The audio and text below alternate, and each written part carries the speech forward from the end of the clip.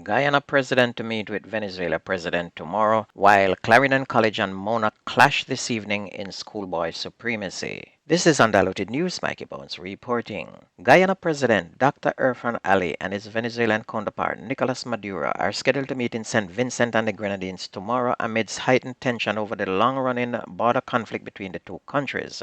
St. Vincent and the Grenadines Prime Minister Dr. Ralph Gonsalves made the announcement at a news conference in St. Vincent last week. He said that the two leaders would meet in Kingstown, and the decision was communicated in a letter that he wrote to President Ali and Maduro on Saturday. In his letter, Prime Minister Gonsalves said that both leaders had agreed to meet face-to-face with the Caribbean community CARICOM, whose current chairman is Prime Minister of Dominica, Roosevelt Skerrit. The letter stated that Ali and Maduro had requested the presence of the President of Brazil, Luiz Lula da Silva, and an invitation had been sent to him. Gonzalez told reporters that the discussion would relate to matters consequential upon the border controversy which exists between Guyana and Venezuela. The International Court of Justice had ruled that Venezuela must not take any action to seize Essequibo, which has been administered by Guyana for more than a century. Essequibo makes up about two-thirds of Guyanese territory and is home to 125,000 of the country's 800,000 citizens, but is also claimed by Venezuela. And in this meeting, Guyana must not give up an inch of land in this discussion with Venezuela. President of the Jamaica Evangelical Alliance, Bishop Dr. Alvin Bailey, is questioning whether Prime Minister Andrew Holness is being pressured by the international community to implement legislation to address hate speech. Speaking on Tuesday, Bishop Bailey questioned whether there was a hidden agenda, saying he does not believe there is a need for such legislation in Jamaica. He said if he tries to implement hate speech, it would look really embarrassing that the Prime Minister is not in touch with what is happening in his own country. Bishop Bailey is concerned that the proposed hate speech legislation would affect family values in Jamaica, adding that some clergymen could also find themselves on the wrong side of the law for speaking out against certain behaviors that endanger the Jamaican society. In an unusual turn of events, the Negril police detained a cab driver on December 6 when he went to the station to file a police report. Damian Simpson, 28, of Whitehall in Negril in Westmoreland, was apprehended when police found he was on the station's wanted list. According to Deputy Superintendent of Police Shanjay Mitchell, an attentive officer recognized the name and alerted his colleague. And while receiving the man's report, the officer checked the warrant list and realized that this man had 28 outstanding warrants in Westmoreland, all of which were immediately executed on him. However, when the Negril police investigated further, they discovered that the cab operator had 53 other outstanding warrants in Hanover and another 6 in St. James as well. And following his arrest, the man was brought to the Westmoreland Parish Court the next day, where he pled guilty and was fined $130,000 for the outstanding warrants in that parish. For the other outstanding warrants in Hanover and St. James, he will face those cases in another court proceedings.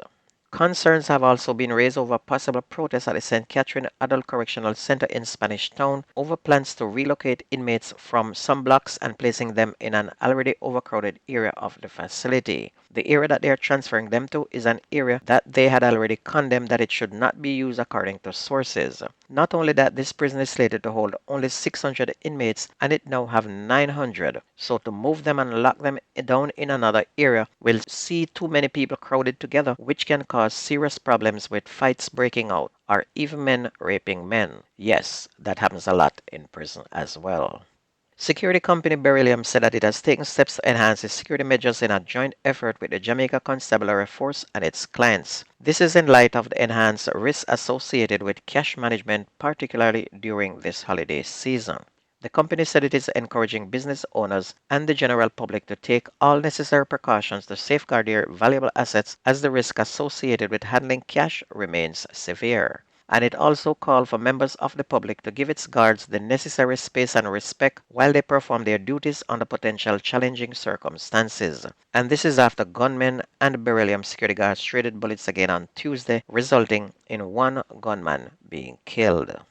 Member of Parliament for St. James Southern, Homer Davis, said that the perpetrators of the weekend's violence in Mall Road and Baker Step are from those same communities. There were 3 shootings on Friday and Sunday, which left 2 people, including a teenager, dead and 2 other teenagers wounded. In an interview on Monday, Mr. Davis urged residents of Mall Road and Baker Step to help the police and prosecutors with the evidence to apprehend the criminals and secure convictions. He said they are not in hiding and are known to community members, but the community members are living in fear and are afraid to talk. 14-year-old Anchovy High student Randina James was killed when men opened fire at a bar where he was sheltering from rain in Mall Road on Friday evening. The 17-year-old bartender was also shot and wounded. While in Bakerstep on Sunday afternoon, a 14-year-old boy was shot in the hand while at a shop, and a few hours later, 42-year-old Kimar Henry was gunned down at a bar about 7:10 p.m. The gunmen, it is said, were traveling in a white Toyota Axio motor car. The police high command has given instructions for the CIB headquarters to lead investigations into the killing of two Westmoreland siblings who were seen in a viral video being buried in a shallow grave. The bodies seen in the video are believed to be those of 22-year-old Kenisha Moody and her brother 20-year-old Kerrick Moody. The mother of the siblings is appealing to the public to assist in locating their bodies. Deputy Commissioner of Police Fitz Bailey has given a commitment that the killers will be caught, declaring, "We're going to find them and we're going to deal with them according to the law." Over in West Kingston, the Kingston Western Police are probing the fatal shooting of two people in the Trenchtown community over the last 2 days. A 45-year-old chef is the latest victim. Kerry Parker Gunter was shot dead along 3rd Street on Tuesday morning. Reports are that about 10:50 a.m., Mr. Parker was at his shop when he was attacked and shot by armed gunmen. He was taken to hospital where he was pronounced dead. Another victim, 24-year-old Tavine Peart of Greenvale in Mandeville, Manchester, was shot dead along 4th Street on Monday as well. On to sports, the curtain comes down on the schoolboy season today when Clarendon College face a Manning Cup winner, Mona High, in the Oliver Shield final at the National Stadium beginning at 5 p.m. this evening. Clarendon College last week hammered Glenmuir 6-2 to win the DaCosta Cup, while Mona edged Heidel 1-0 to win the Manning Cup. And this should be another win for Clarendon College, but Mona said that they will not roll over easily, so this should be a good game this afternoon. German sportswear maker Puma said on Tuesday that it would end a sponsorship deal with the Israeli national football team in a decision made before the beginning of the war in Gaza. Following a strategic review carried out at the end of 2022, Puma said they would stop outfitting the Israeli team from next year, the company said. People were calling for a boycott of Puma if they continued to support Israel national team and continue to bomb and kill civilians in Gaza. At least 18,200 people are killed, mostly women and children, according to Hamas-run health ministry. And that war continues every day, and every day the casualty rises, with women and children especially being killed. And that's going to be news and sports on your favorite radio station. My name is Mikey Bones. Have a wonderful day, everybody. I gone.